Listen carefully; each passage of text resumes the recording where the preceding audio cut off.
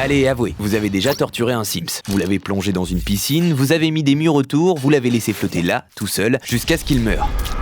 Pourquoi vous avez fait ça? Pourquoi vous avez fait du mal à des personnages virtuels comme ça? Les Sims, c'est une simulation de vie quotidienne qui vous propose de prendre le contrôle de personnages, de les faire vivre, travailler, apprendre des choses, socialiser et plus si affinité. C'est une immense maison de poupées virtuelle où la réussite repose sur l'accumulation de biens, le travail acharné et le développement des liens sociaux. Mais quand on nous donne ce genre de pouvoir sur des vies virtuelles dans un univers qui ressemble au nôtre, qu'est-ce que nos choix dans ce jeu révèlent sur nous? Dans un monde rassurant et non violent, nous allons avoir envie de tester nos limites. Et les jeux vidéo offrent un espace unique pour explorer la prise de décision morale sans conséquences réelles, comme le souligne cette étude de 2020. Et les Sims, c'est un terrain d'expérimentation de comportements qui peuvent être considérés comme immoraux dans la vie réelle. D'autant plus que, dans le jeu, chaque avatar a une carrière, des amis, une famille, chaque Sims a une valeur importante. Parce que ce n'est pas la vraie vie, qu'il n'y a pas vraiment de conséquences, les joueurs se désengagent moralement de ces décisions, ce qui réduit largement le sentiment de culpabilité. Vous ne mettez pas le feu à la maison de votre Sims que pour vous faire plaisir, mais pour voir comment réagirait l'avatar virtuel que vous avez façonné s'il était face à une situation mortelle. Dans ce contexte, le jeu vidéo a valeur de test. Un test de comportement moral humain dans des situations hypothétiques. D'autant plus quand il est une simulation de vie comme les Sims, il vous permet de ressentir ce que l'on nomme un dilemme moral de manière incarnée et concrète. Quand on discute de cas abstraits, quand on utilise des petites vignettes narratives, des mini-vignettes narratives pour se